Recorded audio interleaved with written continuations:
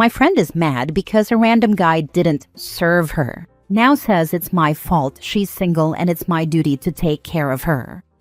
Original post. A few days ago, I went to a dinner party with my friend. It was a Chinese restaurant with big round tables. We sat around a table with about 10 people. She found one guy there attractive. He was a friend of a friend, so they didn't know each other, and she wanted his attention. The guy was chatting with his friend. My friend walked, waved, and stopped their conversation, asking him to get some extra tableware for her. The guy called a waitress and said, "Please get some tableware for that lady." Then he told my friend, "I ordered the waitress to bring it for you." After that, he continued chatting with his friend. Then my friend started her endless complaints. She said the guy was ridiculously impolite. I asked her why. She said the guy was too rude for not serving her himself. He did not go to get the tableware for her, but instead stayed seated and ordered the waitress. She was also angry that the guy kept chatting with his friend, as if she wasn't important. My friend always thinks she's very beautiful, but clearly not every man finds her attractive. Now for the top comments before reading the updates. Did this guy even work there? No, the guy was also attending this party with his friend. My friend walked, waved, and stopped their conversation. This approach already sounds entitled.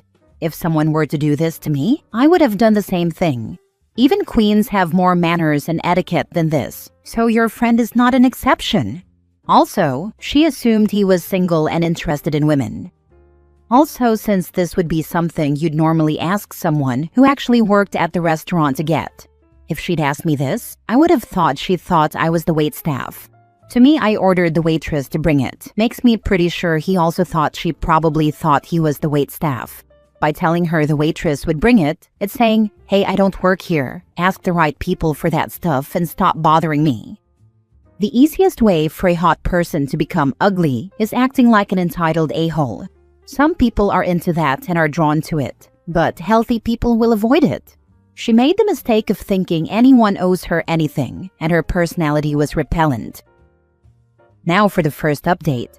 A few days ago, I went to a dinner party with my friend, and she was angry because a guest did not serve her. Here is a little update. After the party, she wasn't just complaining about the guy. She was also unhappy that no one asked her out. No one asked for her number, and basically no guy approached her after the party. This morning, she messaged me some details about a dating event and asked me to join her next week.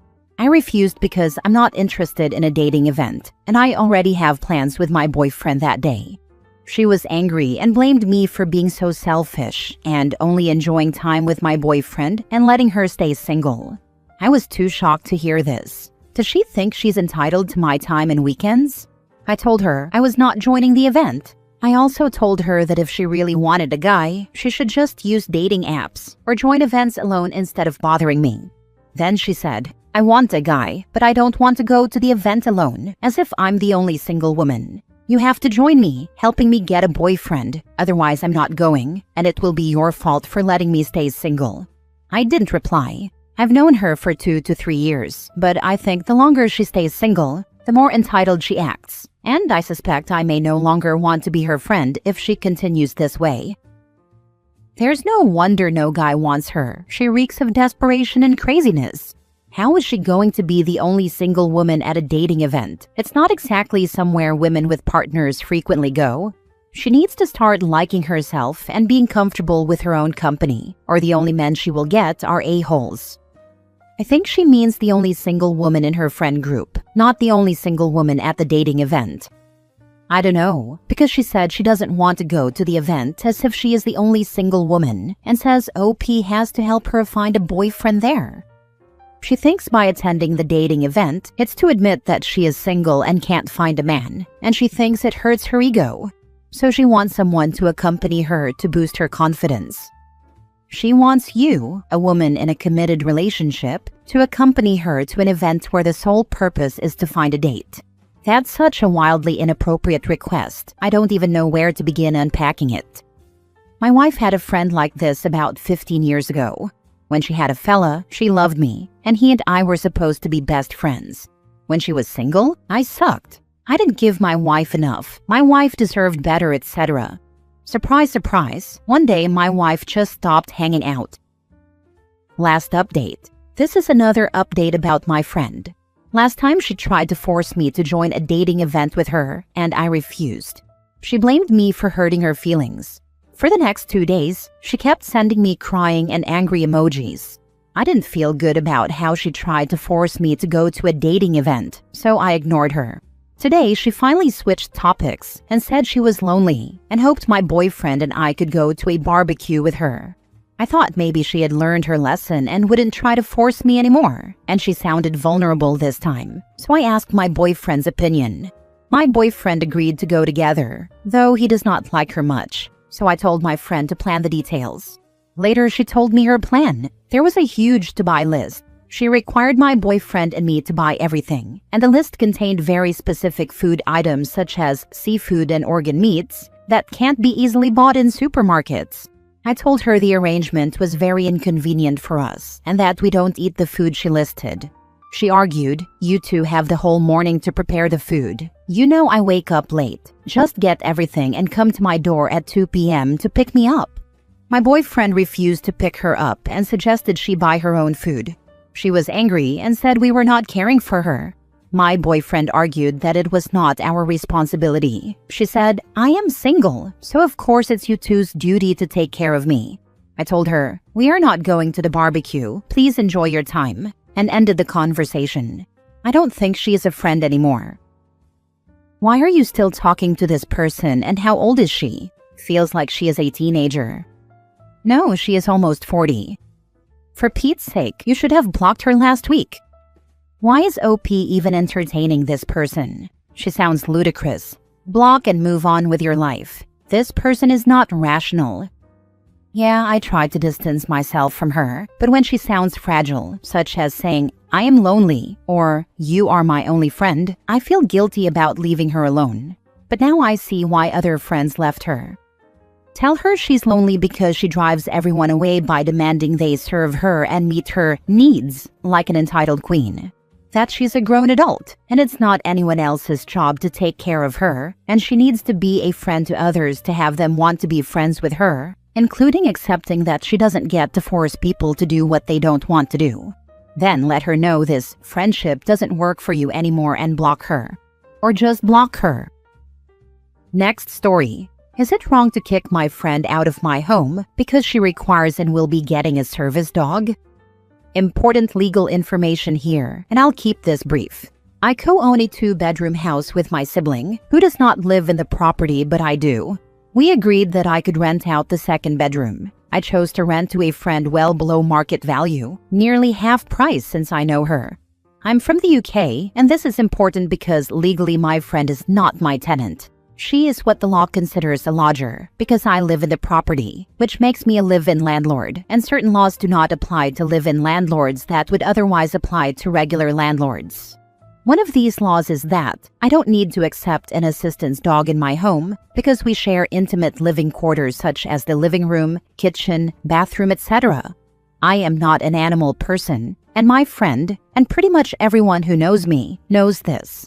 I have absolutely nothing against service animals and respect them greatly. I've always known about my friend's medical condition and never had an issue with it. She admitted that the need for a service dog was unexpected as her condition had worsened and neither of us saw this coming. My issue isn't a service dog itself because I know they are brilliantly trained. My issue is a service dog off duty, which it inevitably would be in my home and would behave more or less like a normal pet. Yes, service animals have moments when they are off-duty and get to relax and behave like normal dogs. What I don't want is a dog off-duty in my home, doing normal dog things like shedding, licking my couch, or attempting to interact with me. I want control over my own space, and I don't like chaos. So I have chosen to end our lodger agreement with appropriate notice. My friend is understandably upset, but this is the only option that keeps my home sane and does not force me to live with an animal I do not want. My sibling is neutral and has left the choice up to me. I'm just going to add, for anyone who's concerned, that my friend isn't going to be homeless. She will move in with her parents, which is less than ideal, but she will not be on the streets. And yes, I do accept the consequences that this could end our friendship. It wasn't an easy choice, and I still feel awful. So, am I in the wrong here? Edit. Since I've seen some comments asking, appropriate notice in my case means that, legally, I must provide 28 days, and I have given double that, so she isn't moving out during Christmas. Also, people seem to be confused about the legalities and assume this is illegal, and it's not. Lodger rights and tenant rights are different in the UK. This isn't a legal issue, it's simply a moral one, and I appreciate both sides of the argument. Doing normal things like shedding. This made me chuckle, like they start and stop shedding if they're on or off duty limoux. But no, I wouldn't say you're wrong. I feel for your friend that she has a reason to need a service dog, but that doesn't mean you have to live with one. Okay, yeah, you got me there, lol. That actually strengthens my reasons, since there would never be an off switch for pet dander. I'd want professional cleaning regularly, which I know my friend can't afford. You'd let your friend stay if they could foot a professional cleaning bill. There is an option. Unfortunately, the friend in question is not in the financial position to accommodate it. Unfortunate, but it happens. No, I say this as a person who loves dogs and wishes I could bring mine with me pretty much everywhere.